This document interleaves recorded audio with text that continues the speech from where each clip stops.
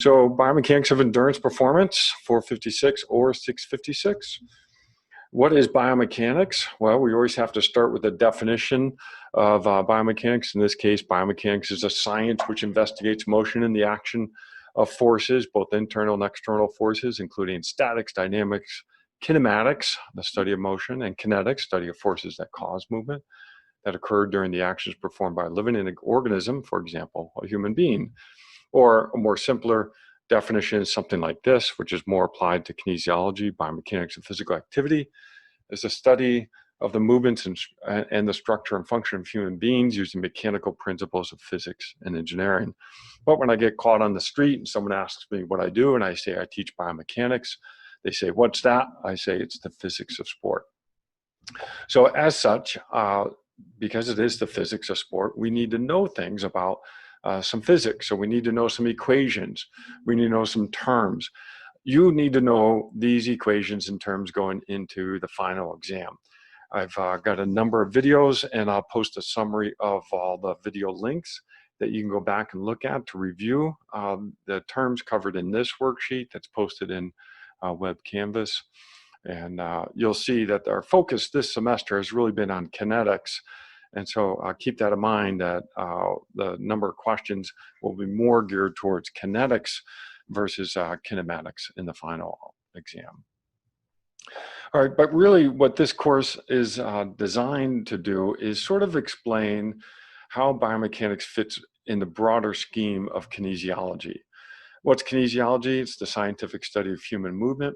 And human movement is achieved through a complex interaction between the human and the environment that involves sensory information, perception. You have to have a goal for the movement, and you have some motor signals, you have feedback, what have you. Very complex process.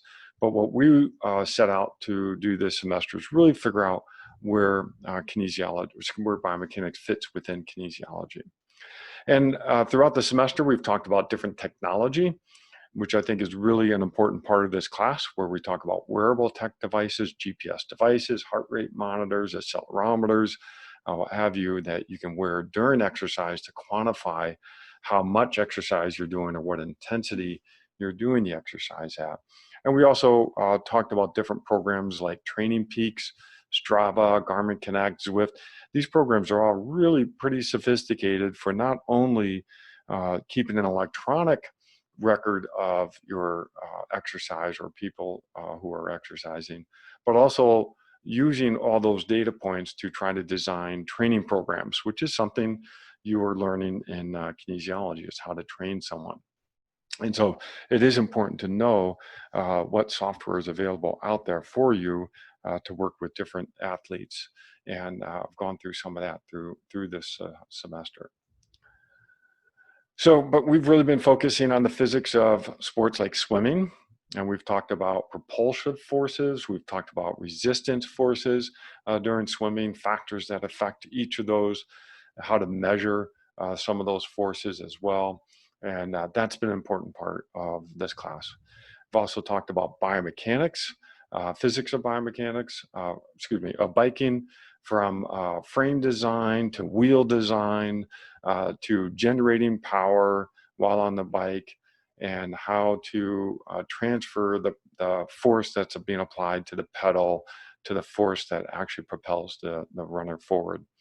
And the top left is muscle activity. We did not do much on muscle activity during this semester, but that's another really interesting part of understanding the physics of cycling, is which muscles are being used during a pedal stroke.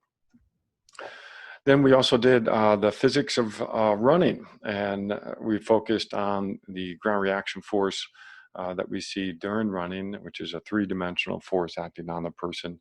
We didn't do too much with this part in terms of pronation and supination, but we did go through, or I have a video on shoe design, and I am actually still setting up one more interview with a shoe manufacturer, but unfortunately, I don't think I'll have that done in time for this semester, but hopefully you have enough interest and you want to come back and watch that video with a shoe manufacturer. So in the beginning of the semester, I went through this model of understanding kinesiology from a perspective of performance, and performance is nothing more than a bunch of movements put together. That's functional anatomy.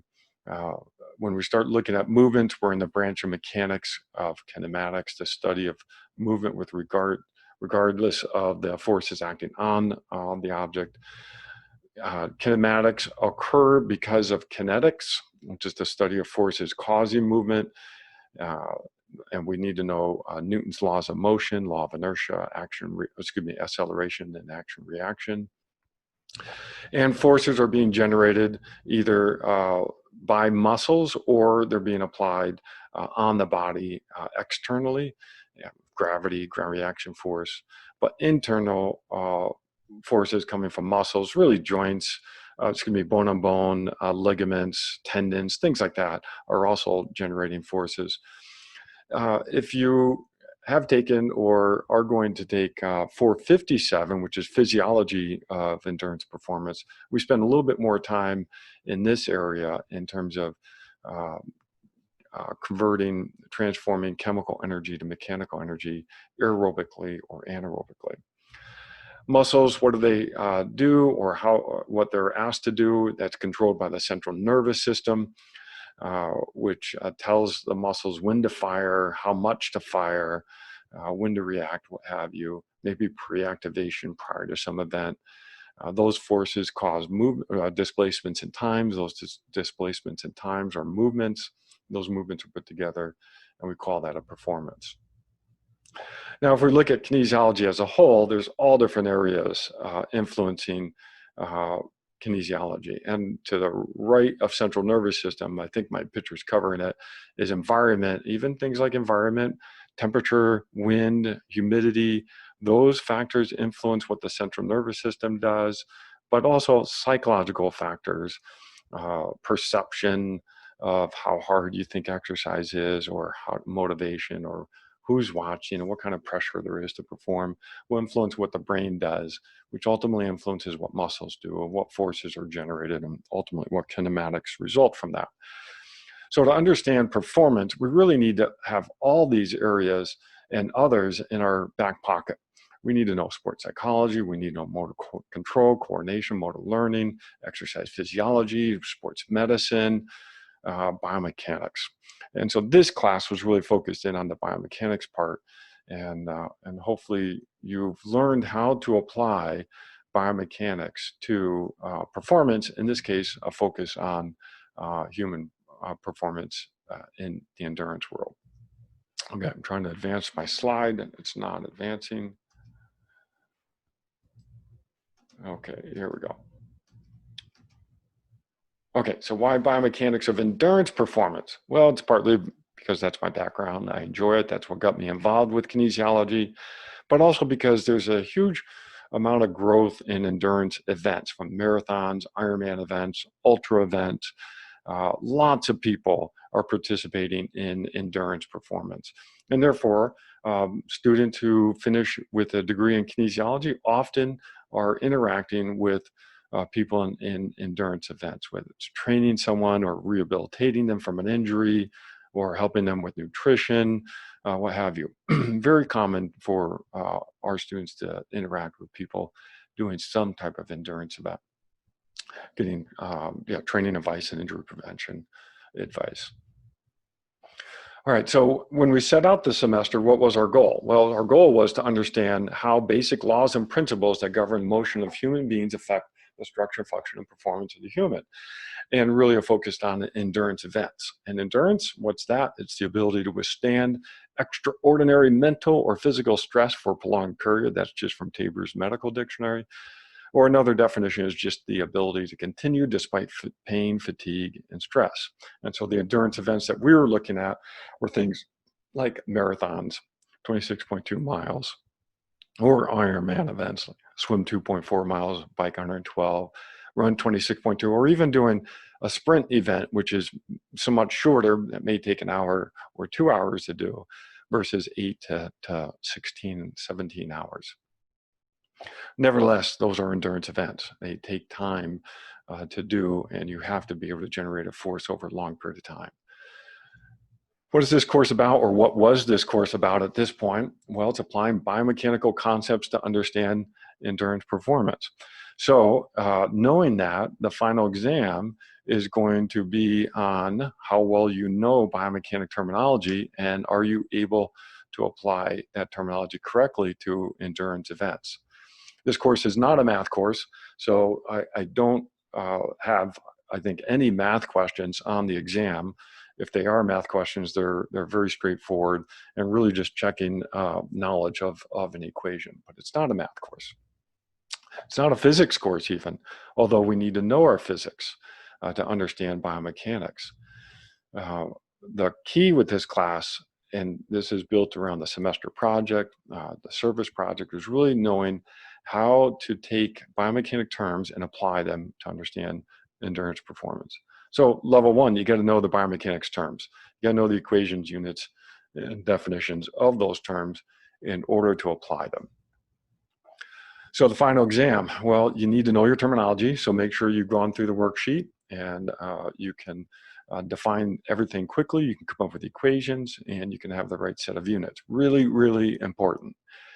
The next level of questions in the final exam will be an application of terminology and really focused on the endurance events, and even more so focused on kinetics. We talked about doing kinetic analysis of swim, bike, and run. Really talked about the drag force equation, 1/2 rho CdAv squared. We've talked about the drag force equation from a resistance force as well as a propulsion force. We talked about buoyancy force because that's sort of a new force that we cover in this class. And then quite a bit on power. So who are we trying to help? Well, yeah, it could be the elite athletes, but really very few of us will be working with elite athletes. More so, we're going to be working with mere mortals. This is just an example of someone who contacted me at one point. The coach of my team said it's best for me to go with buying a long sleeve wetsuit. Is that because I'm more aerodynamic, or is it because a better long-term investment? I'd rather not wear a wetsuit at all if I didn't need it for speed and the water was warm enough to be comfortable. So how do we give people like this advice on equipment selection or even training to prepare for, in this case, a swim event? So really this course was focused more on mere mortals, those of us who are trying to complete an event, or maybe an age grouper who's really very competitive as well. You know, a broad range of folks, but I don't want to lose sight, or I never wanted to lose sight in this class that was just about elite athletes. And hopefully at this point in the semester, you're feeling like you've reached the finish line and you're happy. Many of you are finishing your degree this semester. Congratulations. I wish I was there in person to give you a high five, but hopefully you are able to celebrate the finish line of earning your degree. Okay, thanks everybody. I think that's it for this lecture. Let me stop sharing. And thanks again for a semester. I'm going to post some final notes in the study week module. And please message me if you have any questions in prepping for the exam. Have a good day.